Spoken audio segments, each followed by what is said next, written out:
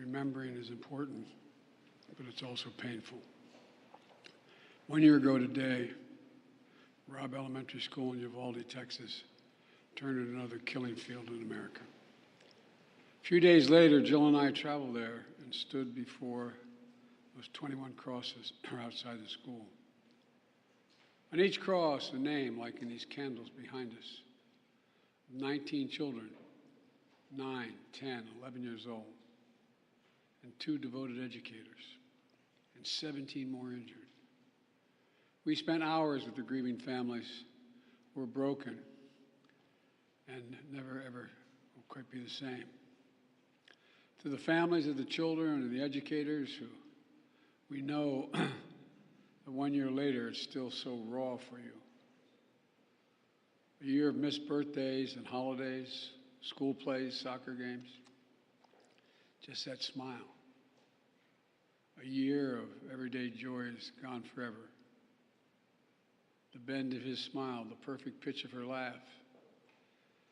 At a vigil a few months later, one of the moms said, "When I lay in bed and turn to my side, envisioning her staring back at me, I want so badly to be part of alternative reality that just doesn't exist.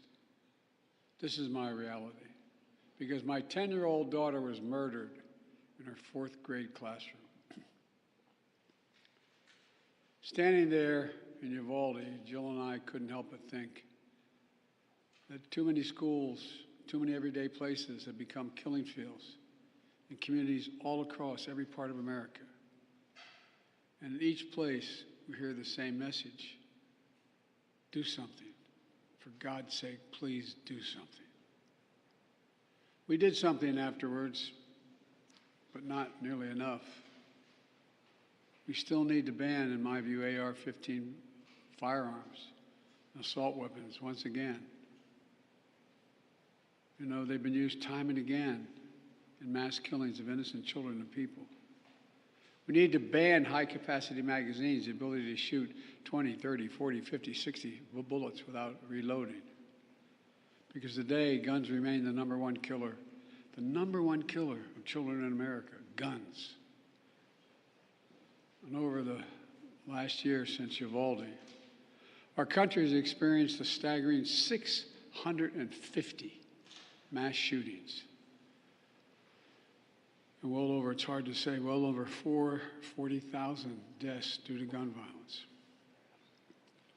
We can't end this epidemic until Congress pass some common sense gun safety laws that keep weapons of war off our streets and out of the hands of dangerous people.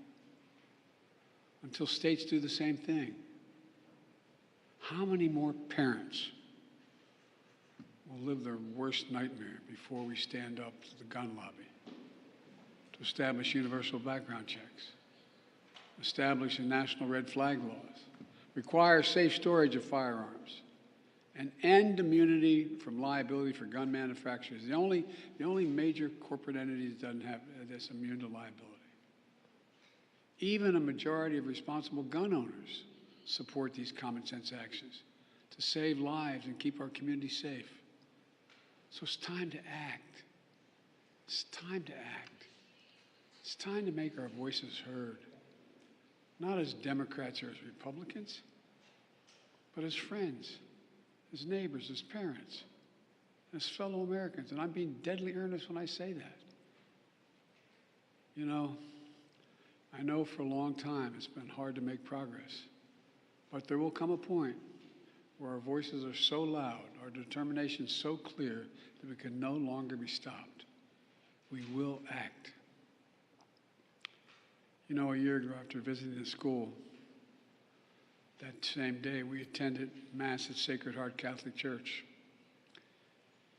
In the pews, families and friends held each other tightly. As the Archbishop spoke, he asked the children in attendance to come up on the altar and sit with him as he spoke on the altar. There wasn't enough room for everybody to go up on the altar, so a mom and her young son sat next to us. They had us in the first pew. They sat next to us. As we left the church, a grandmother who had just lost her granddaughter came up to us and quietly passed us a note, a handwritten letter. And here's what it read: erase the invisible line that is dividing our nation. Come up with a solution and fix what's broken and make the changes that are necessary to prevent this from ever happening again. My fellow Americans, you know, you almost feel the pain. For we've lost children. We have to do this to save our children. For the nation we love, to erase that invisible line. Jill and I stand here today, as earlier this morning we were talking about planning a memorial service this weekend, celebrating the anniversary of the death of our son, Bo. Well, guess what? While everyone's pain is different, we, like many of you, have some understanding what it's like to lose a child on more than one occasion. For those who have lost a loved one in Uvalde, to the moms, the dads, the brothers, the sisters, the grandmoms, the grandpops, this is what I know. One, they'll never be gone from your heart. They'll always be part of you. And I know this as well. As unbelievable as it sounds, I promise you, a day will come when you pass that ice cream store, you pass that park, you pass that thing that brings back the memory of your son or daughter. It's going to bring a smile to your lips when you think of them before it brings a tear to your eye. That's when you know you're going to make it. And our prayer for you from the bottom of our heart is that day will come sooner than later. Sooner than later. But God willing, it will come. As I said, that's when you know you're going to make it. God bless those 21 blessed souls lost in this day in Uvalde. And may God bless their families. We're thinking of you. Any update on the debt talks, Mr. President, please?